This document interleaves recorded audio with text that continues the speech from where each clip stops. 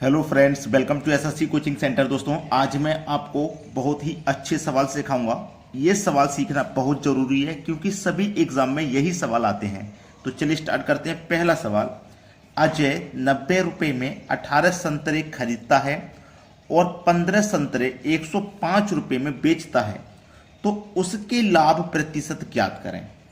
ऐसा सवाल आता है ना, तो आपको मैं सबसे आसान तरीका बताता हूं। आपको ना रुपए लिखना है, फिर वस्तु लिखना है, फिर रुपए लिखना है, फिर वस्तु। ठीक है, रुपए के नीचे रुपए लिखो। 90 रुपए है ना, तो रुपए के नीचे 90 रुपए। 90 रुपए में कितनी वस्तु है? 18 है, तो वस्तु के नीचे वस्तु लिखिएगा।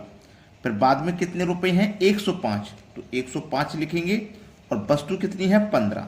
ठीक है, यहां तक तो सभी को आसानी से समझ में आ गया है। अब आपको क्या करना है? आपको करना है अंदर अंदर वाली संख्याओं का गुना बाहर बाहर वाली संख्याओं का गुना। अब अंदर अंदर वाली संख्याओं का और बाहर बाहर वाली संख्याओं को गुना कैसे करेंगे? देखो, आपको करना है जैसे ये अंदर वाली संख्याओं का गुना, अंदर अंदर वाली संख्या ये वाली संख्या का। ठीक है, तो अब मैं इनका जब गुना करूंगा तो 18 पंजे 90, 90 का 0। ठीक है, हासिल लगा 9। 18 का गुना 10 से करूंगा तो 180, और हासिल के जो 9 है वो जोड़ दूंगा तो 189। सभी को समझ में आ गया? अब इसमें से माइनस कर देना है बाहर बाहर वाली संख्याओं का गुना। ठीक है, 15 निम्मा 135 और 1 ये 0, और डिवाइड में रखना है बाहर वाली संख्याओं का गुना, जो कि यही आया है, इसी को रखते हैं डिवाइड में। ठीक है, और गुना कर देना है आपको 100 से। ये है सवाल का सही आंसर। 1890 में से 1350 को घटा दीजिए, बचेगा 540। डिवाइड में रहेगा 1350 और गुने में रहेगा 100। ये वाले 0 से आप ये वाला 0 कटा देंगे। ठीक है, चलिए 5 से हम इसको कटाऊंगा तो 20 बार में, और 5 से जब मैं इसको कटाऊंगा तो ये कटेगा 5 से।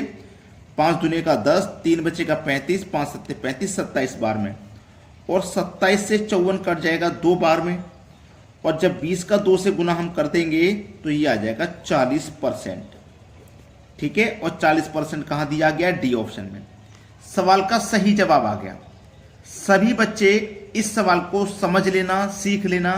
कोई भी ऐसा एग्जाम नहीं है जहां पे ये सवाल नहीं आता हो, इसीलिए इस वीडियो को पूरा देखें और सभी सवालों को ध्यान से सीखें। अब देखेंगे अगला सवाल। अगला सवाल है, 10 रुपए में 11 की दर से कुछ वस्तु खरीदी गई और 11 रुपए में 10 के हिसाब से बेच दी। लाभ या हानि प्रतिशत ज्ञात कीजिए। तरीका वही लगेगा, रुपए लिखना, वस्तु लिखना, रुपए लिखना, वस्तु लिखना। कितने रुपए हैं? 10। वस्तु कितनी है? 11। फिर रुपए कितने हैं? 11। और वस्तु कितनी है भैया? 10।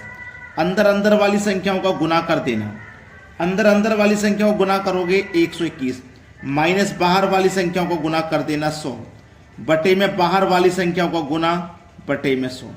121 में से 100 घटा दो 21, बटे में 100, गुने में 100। 100 से 100 काट दिया, आंसर आ गया 21, जो कि हमारे डी ऑप्शन में। सवाल खत्म। जब आप कॉन्सेप्ट सीख जाते हो तो फिर कम से कम समय में आंसर करते हो। अब देखेंगे अगला सवाल।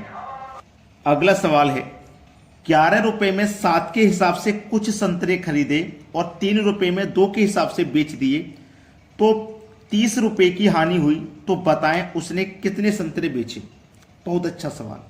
यह सवाल ना आपके लिए होमवर्क है। सभी बच्चे इस सवाल का जवाब कमेंट बॉक्स में देंगे, क्या आएगा। और मैं आपको बता दूं, जितने बच्चे कमेंट में आंसर कर रहे हैं, अगर उनका जवाब 420 आता है तो बिल्कुल सही है। अगर और कुछ भी आ रहा है तो समझ लो आप गलत जा रहे हैं। सही इक्वेशन को पकड़िए, जो सही लॉजिक है उसे पकड़ के सवाल को करिए, तभी 420 आएगा।